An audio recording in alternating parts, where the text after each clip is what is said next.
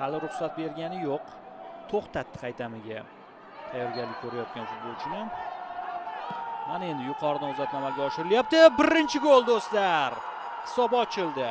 7-daqiqaga kelib Nepal terma jamoasi burchak zarbasidan so'ng gol urdi. Standartlarga urg'u beryapti. Va ko'rdikki, juda ham oddizda start oldi. Kechroq 20:30 esa O'zbekiston terma jamoasining o'yini bor. Bangladesh bilan. Mana bu hozir gol bo'lishi mumkin. Darvozabon qaytardi. Ikkinchi temp. Yana bir imkoniyat va gol do'stlar. 2-0.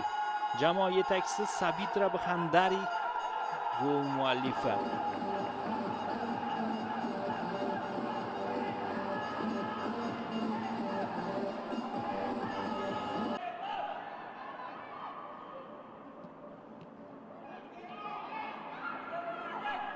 Uzoqdan yo'llangan yirik planni namoyish etilgandan so'ng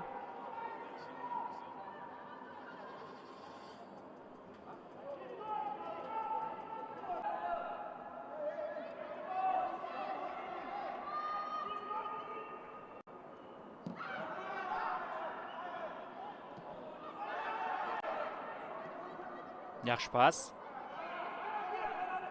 Qaytimi bo'lishi kerak. Bxandari 3-0. Mana endi chiroyli gol urilyapti. Chiroyli gol rostdan ham.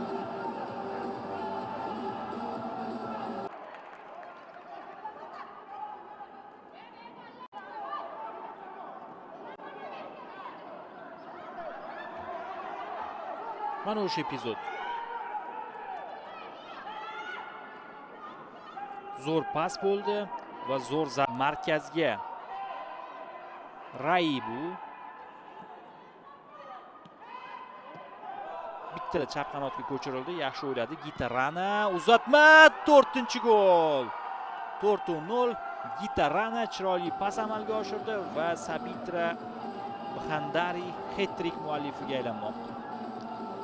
Turnirdagi umumiy gollari darvozabon Sakura Sevandi Subasinha va jabrdiyda Rashmi Kumar Yigising ikkalasi yolg'iz 100-100. Hakam Wang Chiehning ruxsati kerak.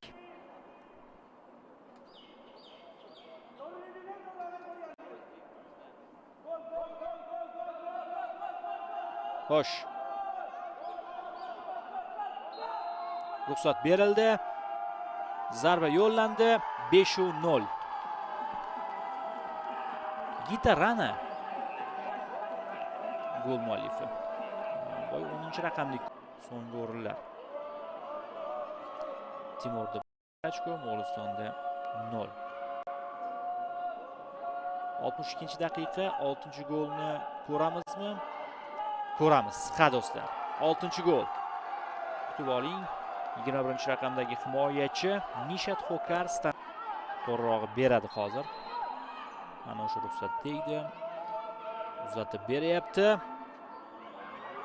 Mana bu zarbachi himoyachiga tegdi. Qarshi hujum ko'ramizmi? Shri Lankadan.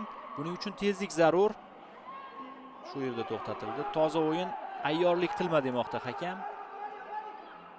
Shri Lanka vakilasi hali turmadi o'z o'rnidan.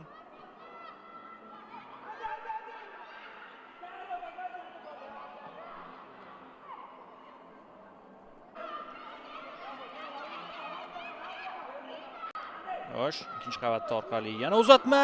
Mana gol, 7-si.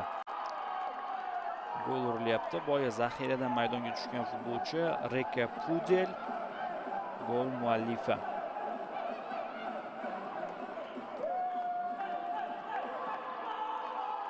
Tashrif buyurgan muxlislar, lekin nepallik kadrda ko'rayotgan ishqibozingiz